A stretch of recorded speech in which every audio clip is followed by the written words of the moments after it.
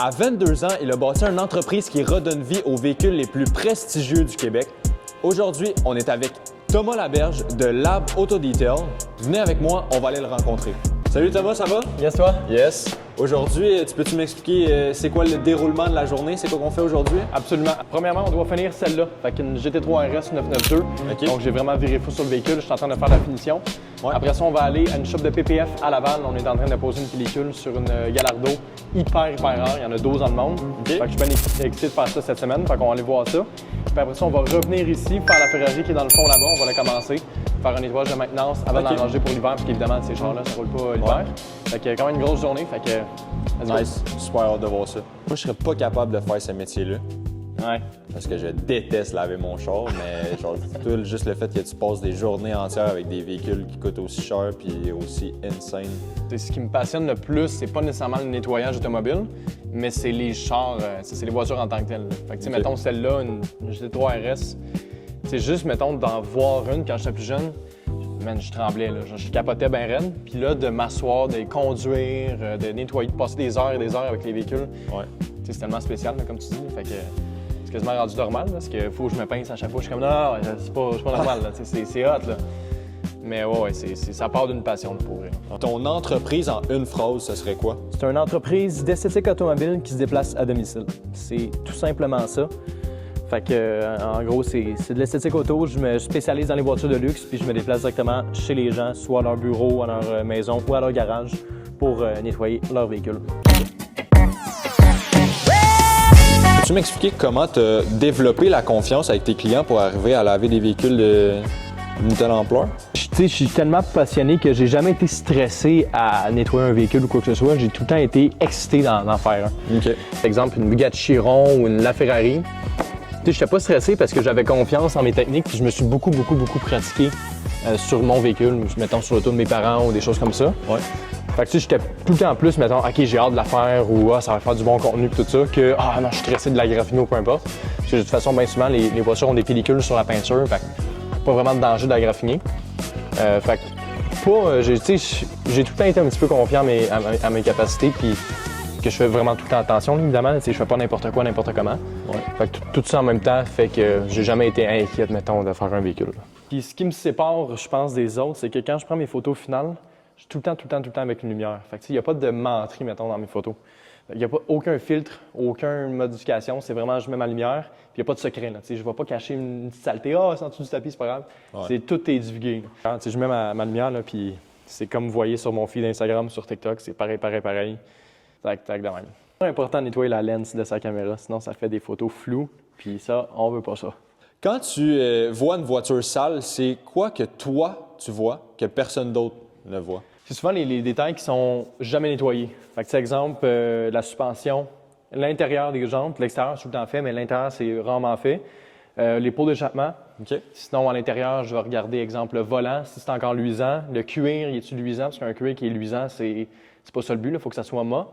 Exemple, le coffre en avant. Fait que toutes des petites affaires, comme je dis, que clairement sont très rarement entretenues. C'est là-dessus que je vais focusser. C'est ce qui me permet de me distinguer aussi des autres. Parce que c'est justement, comme je dis, c'est des affaires qu'il y a peu de personnes qui pensent à nettoyer. Là. Un truc que les gens pensent pas, c'est que quand un véhicule est neuf, exemple, surtout Porsche, là, la vitre en arrière, moi je le vois, il y a comme un genre de film, un genre de gaz. Puis dans le fond, exemple, quand les plastiques sont neufs ou le cuir, ça dégage un gaz au fil du temps qui, après, mettons, 40 000 kilos, il n'y en a plus. Là. Ouais. Mais ça s'en va se loger directement dans les fenêtres, puis ça fait comme un genre de film dégueulasse, comme super gras. Okay. Faut tout le temps nettoyer ça comme il faut, mais quand tu nettoies mal, ben, tu fais juste comme en mettre tout partout, beurré, puis c'est dégueulasse. Fait que, ouais, c'est tous des petits détails que les gens pensent pas nécessairement, mais que quand moi je vais fou sur un char, hier j'ai passé toute la journée dessus, ce matin encore, je suis arrivé à 6 h du matin, là il est quoi, il est 8 h 30, fait que c'est ça. C'est quand même long, mais après ça, quand tu termines l'auto puis toute la finition est faite, le char n'aura jamais été aussi propre que ça. En parlant, il a refait la ligne sur la console centrale 3 fois. Ouais. 3 fois. Ouais, la même ligne. Il faut qu'elle soit parfaite. Ouais, là, elle était pas droite, elle était pas de mon goût. Fait que, mais tu sais, des fois, là, c'est même moi, je me gosse, puis là, c'est pas super en avant, mais quand je vais être rendu en arrière, là, à 4 pattes, là, à faire les lignes, là, c'est vraiment là que je vais le plus fou. Là. Fait que vous allez voir ça, là, c'est super chic. Puis c'est quoi la différence entre laver, mettons, un Hyundai Elantra ou un Porsche GT3 RS? mais c'est surtout le matériel qui va changer. Fait que, tu sais, l'Alcantara, exemple, sur le siège là ou sur le volant, dans une Hyundai Elantra normale, tu n'auras pas ce genre de matériel-là. Mais dans cette voiture-là, oui. Fait que c'est des techniques différentes, il faut faire un petit peu plus attention. Mais somme toute, là, ça reste le même produit, même principe. Il n'y a pas énormément de différence. Okay. C'est juste souvent qu'il y a plus de détails. Ouais. Faut faire plus attention, ça se graphine peut-être plus facilement. Ou, mais sinon, là, en règle générale, là, c'est assez semblable. Tu sais, on voit des fois sur Internet des gens avec des véhicules mobiles super fancy. Puis tout, on voit ici que tu as 4 bacs en plastique. Est-ce que ça, c'est l'équipement que tu utilises pour laver tous tes véhicules? Ah oui, 100%. Puis pourquoi j'ai pas, exemple, une belle vanne avec tout mon stock en arrière, ce qui est super beau, là, j'enlève ça à personne. C'est juste qu'au Québec, tu sais, exemple aujourd'hui, OK? Ben, tu sais, mon auto, j'aurais pas vraiment pu la rentrer en dedans. Il faut tout le temps que l'auto soit à côté du véhicule que tu nettoies. Ouais. Tandis que là, je débarque mon stock, je peux aller parker mon auto plus loin, puis that's it, ça finit là. Tu sais, c'est moins fancy, c'est moins hot, mais ça moi, fait... j'ai tout le temps mes bacs à proximité de l'auto. Je mets un pied ici, je m'accote de même. Là, j'essaye d'aller en arrière sans rien accrocher. Et voilà. Super chic. Je place mon arrière. C'est comme ça que je m'en vais en arrière d'une 3RS. Parce que comme je dis normalement, les 911 normales, genre les sièges, ils se penchent. Fait que tu peux y aller. Puis dans les 911 normales, genre c'est des sièges, tu peux apporter ton kit si tu veux. Mais dans GT3RS, vu que c'est un char de track, ils ont dit fuck les sièges en arrière, on focus sur la track. Fait que dans ce why, c'est compliqué de se rendre en arrière de même. Puis bien souvent aussi, là, ce char-là, il n'est pas spec de même. Mais des fois, il y en a qui spec avec une roll cage. Fait que c'est des grosses barres de métal pour renforcer le châssis. Quand tu tournes les courbes, ça va mieux. Mais tu vois là, celle-là, il n'y en a pas. Mais tu sais, des fois, c'est juste impossible de nettoyer en arrière parce que tu n'as aucune place. Il faut être partiellement contorsionniste. Exact. Pas le choix.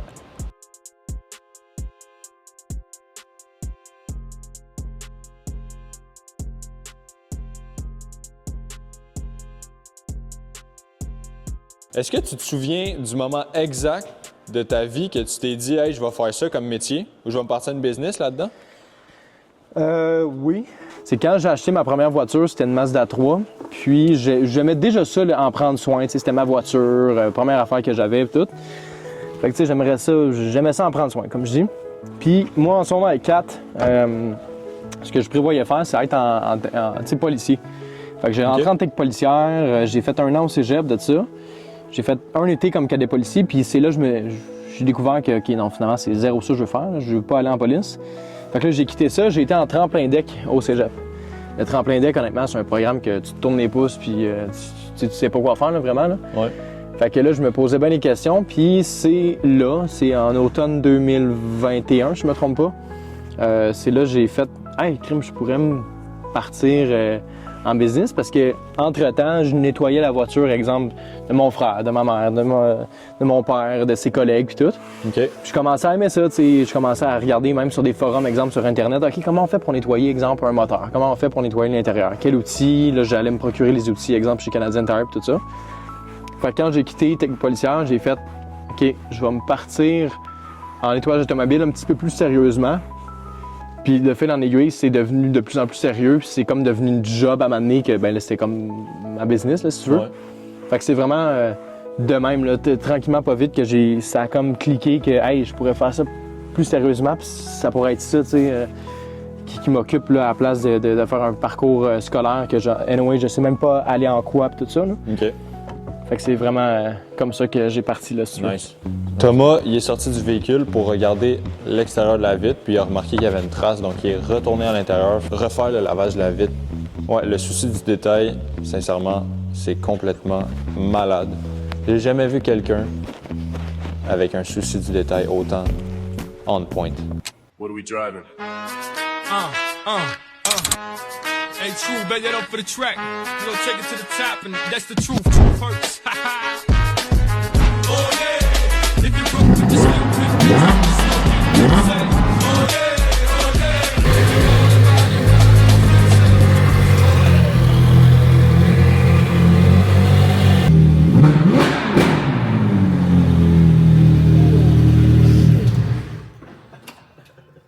Les valves ouvertes, c'est malade. Fait que là, on est chez Protex Laval.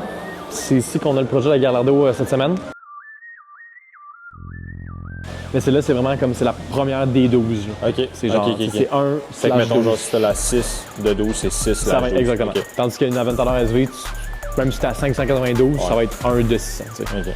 Puis dans le fond, Blancpain, c'est une marque de design genre Hermès qui, OK. ont fait des montres Blancpain. Ouais. Puis Lamborghini a gagné plusieurs championnats avec Blancpain sur l'auto. Fait que pour célébrer le Blancpain, le partnership, ben, ils ont fait ce Gallardo-là qui est une édition Blancpain, là, qu'ils appellent. Fait qu'ils en ont fait 12. Aucune idée pourquoi ils en ont fait 12.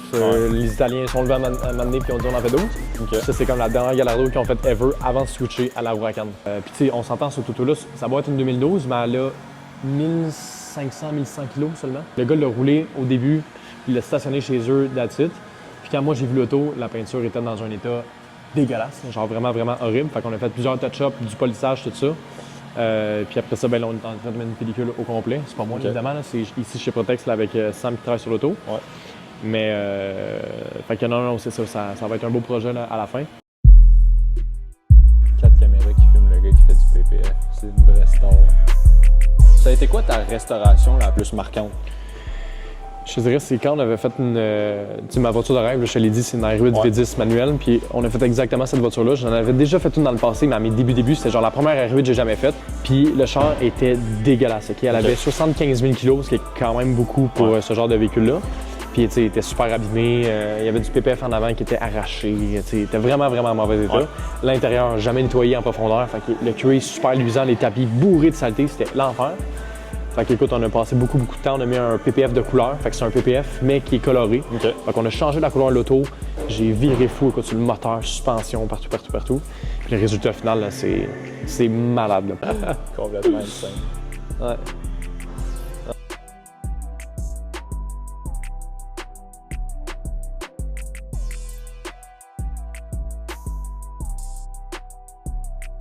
Je revenais de chez un client, puis après ça, je suis allé chez mon cousin au centre-ville à Montréal, puisqu'on avait un événement que je voulais rencontrer un client à un bar. Fait que là, je m'en vais rencontrer le gars, puis là, on reste super tard au bar. Puis tu sais, je bois, mais pas tant que ça, parce que dans la vie, là, je bois 2 fois par année, genre. Puis là, c'était une des 2 fois, tu comprends le genre? Ouais.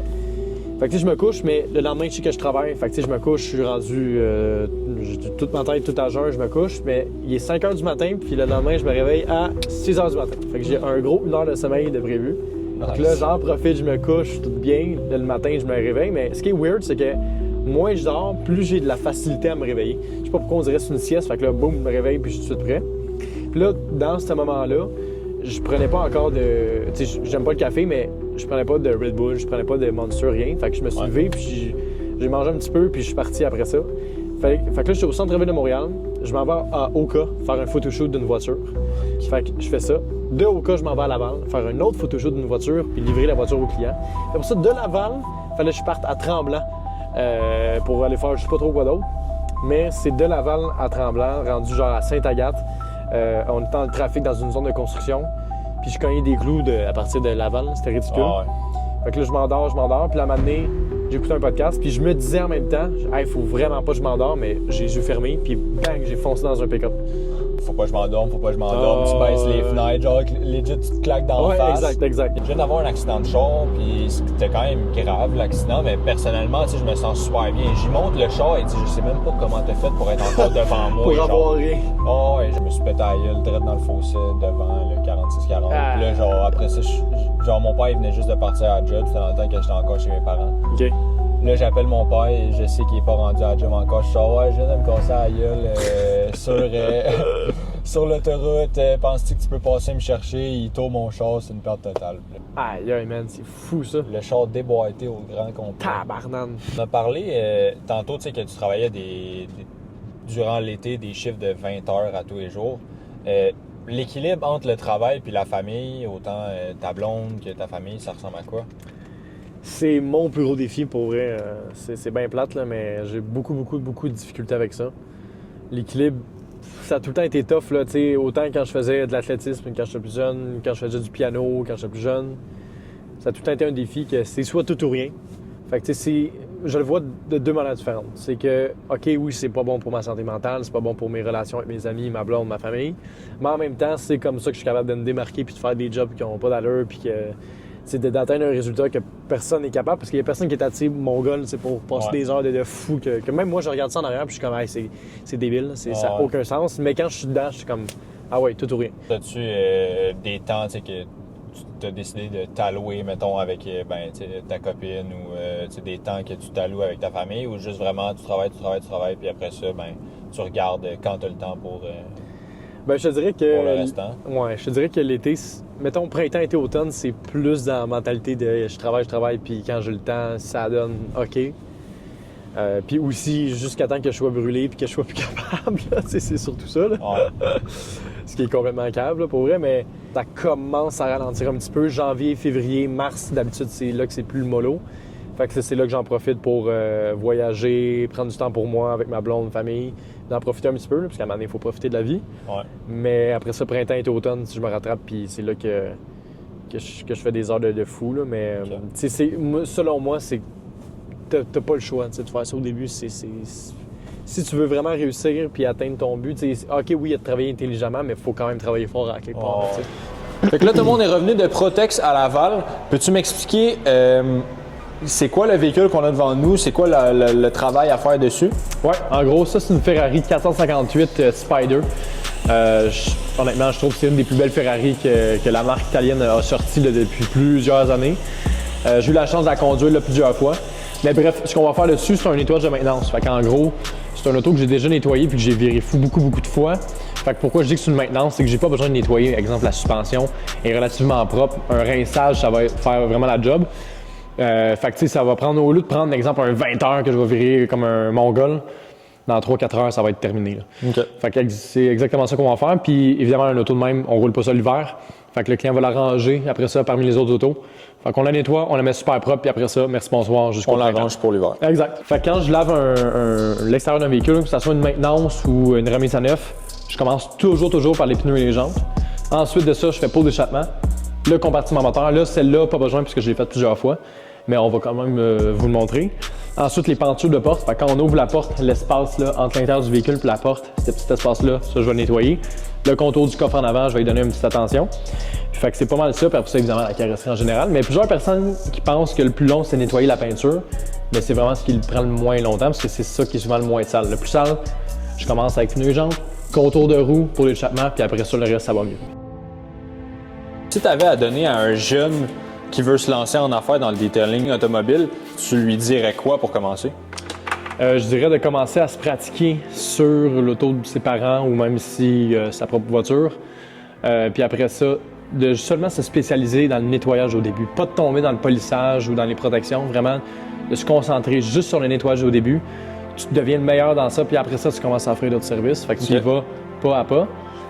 Puis après ça, de se former soi-même. Pas besoin de nécessairement prendre une formation là, dans un centre. Ça peut aider effectivement, mais moi, j'ai jamais pris de formation. J'ai été autodidacte là, à 100%. Okay. Fait que j'ai regardé des vidéos sur YouTube tout simplement, puis après ça, j'apprenais le lendemain en me pratiquant sur une auto.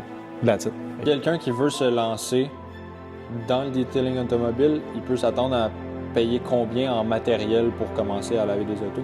Un 6-7 000 à peu près. Gros maximum, okay. C'est vraiment pas si mal honnêtement.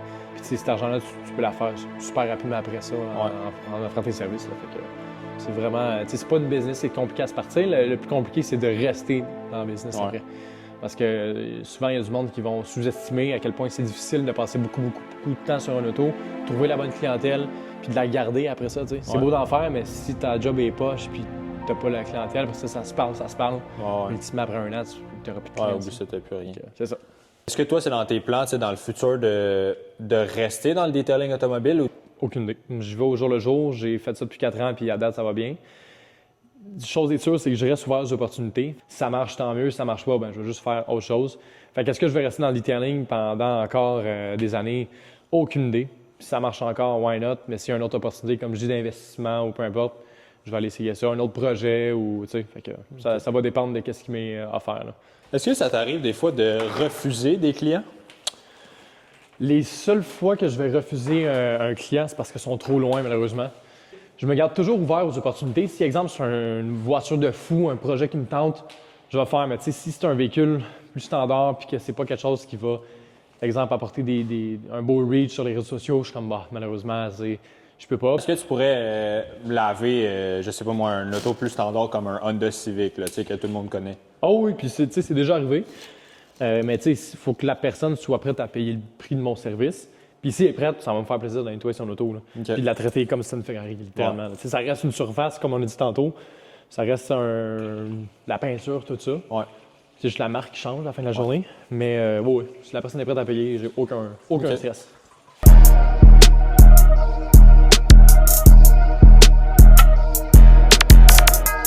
Si tu pouvais parler à toi de 16 ans qui viennent juste de commencer, c'est quoi que tu lui dirais? Moi, je dirais continue de faire ce que tu aimes. Parce que moi, je suis convaincu que dans la vie, il faut faire ce qu'on aime, il faut faire ce qui nous passionne. Puis surtout à un jeune âge. Je trouve que toi aussi, tu dois le savoir, tu es parti en business quand même assez tôt. Puis je pense que tu fais ce que tu aimes. Fait que moi, c'était vraiment ça. Là. Depuis le début, j'ai suivi ma passion, puis je me serais dit la même affaire. Fait juste continuer dans ce que tu aimes, puis va où est-ce que les opportunités te mènent. Puis est-ce que tu changerais quelque chose à ton parcours depuis le début? Non, pas du tout. Je suis content de tous les moves que j'ai faits, toutes les décisions que j'ai prises. Fait que non, je changerais absolument rien. Vraiment. Ouais. I see the crystal raindrops fall, and the beauty of it all is when the sun comes shining through.